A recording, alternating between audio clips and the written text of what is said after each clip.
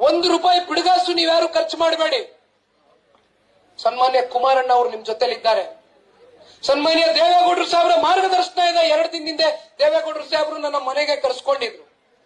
ಮುಖ್ಯಮಂತ್ರಿಗಳಿಗೆ ಒಂದು ಪತ್ರವನ್ನ ಬರೆದಿದ್ದೇನೆ, ಇದನ್ನ ಗಮನಿಸು ಅಂತ ಹೇಳಿದ್ರು. ಈ ಪತ್ರವನ್ನ ಮುಖ್ಯಮಂತ್ರಿಗಳಿಗೆ ಕಳಿಸ್ಕೊಡ್ತೀನಿ. ಮುಖ್ಯಮಂತ್ರಿಗಳ ಕಡೆಯಿಂದ ನನಗೆ ಯಾವ ಒಂದು ರಿಪ್ಲೈ ಬರುತ್ತೆ ಅದ್ರ ಮೇಲೆ ನಾನು ಏನ್ ಮಾಡ್ಬೇಕು ಅಂತಕ್ಕಂಥ ಮುಂದಿನ ನಿರ್ಧಾರವನ್ನ ಮಾಡ್ತೀನಿ ಅಂತ ನನಗಂದ್ರು. ಧಾರಾಳವಾಗಿ ಬರೆದು ಕಳಿಸ್ಕೊಡಿ ಅಂತ ಹೇಳಿದೆ.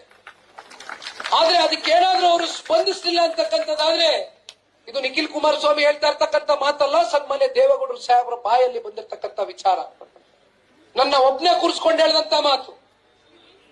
94 ವಯಸ್ಸಾಗಿದೆ, ನನಗಿನ್ನೇನು ಉಳಿದಿಲ್ಲ. ಭಗವಂತ ನನ್ನ ಯಾವ ಕರ್ಕತ್ತನೂ ನನಗೆ ಗೊತ್ತಿಲ್ಲ. ಜೀವನ ಪರ್ಯಂತ ಕಳೆದ 60-65 ವರ್ಷದ ರಾಜಕಾರಣದ ಸುದೀರ್ಘ ಜೀವನದಲ್ಲಿ ರೈತರಿಗೋಸ್ಕರ ನನ್ನ ಜೀವನವನ್ನ ಮುಡಿಪಿಟ್ಟಿದ್ದೇನೆ. ಅದೇನಾದ್ರೂ ಆಗೋಗ್ಲಿ, ನನ್ನ ಹೋರಾಟ ಮಾಡ್ತೇನೆ. ಅಂತ ಸಂದರ್ಭ ಬಂತು ಅಂದ್ರೆ ನಾನು ಬಂದು ಬೀದಿನಲ್ಲಿ ಕೂತು ಒಂದು ತೊಟ್ಟು ನೀರು ಕೊಡಿದಿರಾ, ಒಂದು ಹಗ್ಲು ಅನ್ನ ಉಣಿದಿರಾ, ರೈತರ ಜೊತೆನಲ್ಲಿ ಗಟ್ಟಿಯಾಗಿ ನಿಂತ್ಕತ್ತೇನೆ ಅಂತಕ್ಕಂಥದ್ದು ನನ್ನ ಹತ್ರ ಹೇಳಿದ್ದಾನೆ. ರೈತರನ್ನ ಒಕ್ಕಲೆಬ್ಬಿಸ್ತಕ್ಕಂಥದಕ್ಕೆ, ರೈತರನ್ನ ಒಳಗಡೆ ಒಂದ್ ರೀತಿ ಆತಂಕವನ್ನ ಸೃಷ್ಟಿ ಮಾಡ್ತಕ್ಕಂಥದಕ್ಕೆ ಹಿಂದೆಗಡೆ ಒಂದು ದೊಡ್ಡ ಸಂಚು ನಡೀತಾ ಇದೆ. ಇಲ್ಲೇ ಹೋಗ್ಬೇಕಾರೆ ನಿಮ್ ಗ್ರಾಮದಲ್ಲಿ ಆ ಕಡೆ ಎಡಕ್ ತಿರ್ಕೊಂಡೆ ಗಾಡಿಲಿ. ಮಂಜಣ್ಣನ್ ಕೇಳಿದೆ, ಮಂಜಣ್ಣ ಯಾವ್ದ ಮಗ ರೈತನ ತರ ಕಾಣ್ತಾ ಇಲ್ವಲ್ಲ ಅಂತ.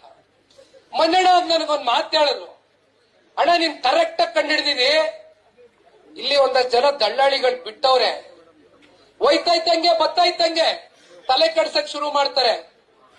ಅಯ್ಯೋ 1 ಎಕರೆ ಇರ್ತಕ್ಕಂಥವ್ರು ಏನೋ ಸರ್ಕಾರ ಅಲ್ಪ ಸ್ವಲ್ಪ ದುಡ್ಡು ಕೊಡ್ತಾರೆ, ತಗೊಂಡು ಮನೆಗೆ ಎತ್ಕೊಂಡು ಹೊಟ್ಟೋಗ್ಬಿಡಿ, ಇಲ್ಲಾಂದ್ರೆ ಅದು ಬರೋದಿಲ್ಲ.